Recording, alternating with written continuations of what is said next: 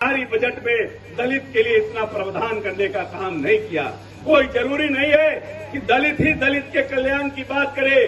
राष्ट्रपिता महात्मा गांधी ने सबसे पहले छुआछूत पर प्रहार किया था कि छुआछूत एक सामाजिक कुरीति है। राष्ट्रपिता महात्मा गांधी दलित नहीं थे, लेकिन अगर दलितों के हित की रक्षा करने वाला कोई व्यक्ति इस प्रदेश में लंबे समय के बाद आने का काम किया है, वो हम लोगों के नेता माननीय नीतीश कुमार हैं। उन्होंने इस प्रदेश में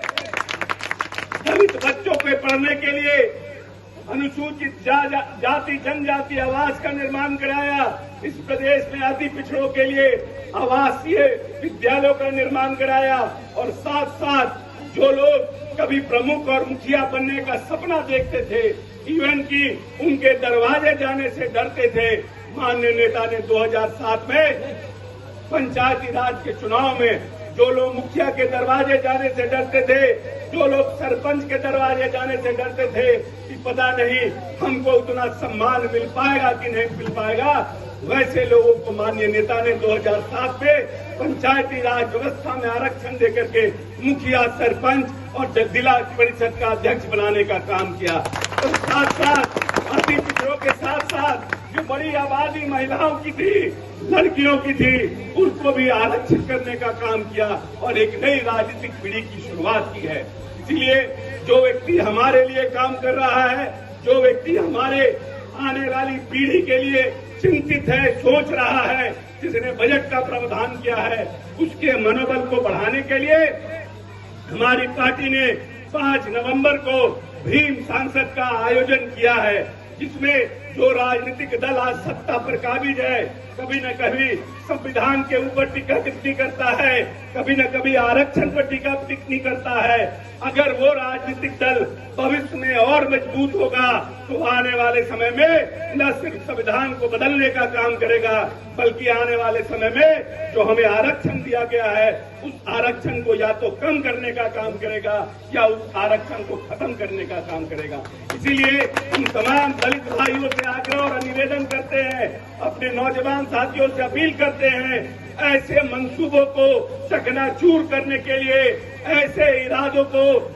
दबाने के लिए आप सब 5 तारीख को पटना के वेटनरी कॉलेज मैदान में आकर अपने नेता नीतीश कुमार के मनोबल को बढ़ाने का काम करिए और वैसी ताकत जो इस देश में संविधान और आरक्षण को खत्म करने की साजिश कर रही है, उसको मुंहतोड़ जवाब देने का काम कीजिए। बहुत बहुत धन्यवाद। जय भीम, जय नीतीश, जय बिहार।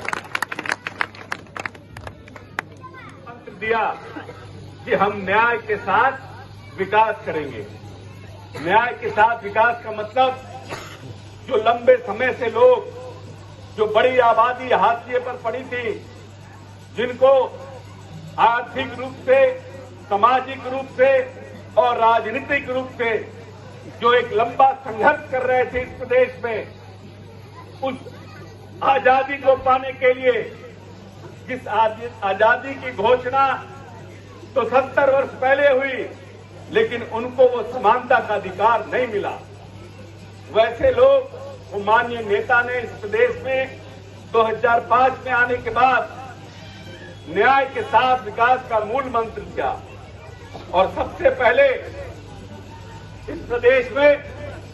क्योंकि बाबा साहब भीमराव अम्बेडकर कहते थे, शिक्षित बनो, संगठित रहो और संघर्ष करो, तो बाबा नीतीश कुमार ने बाबा साहब और महात्मा गांधी के सपनों को साकार करने के लिए इस प्रदेश में सर्वे कराया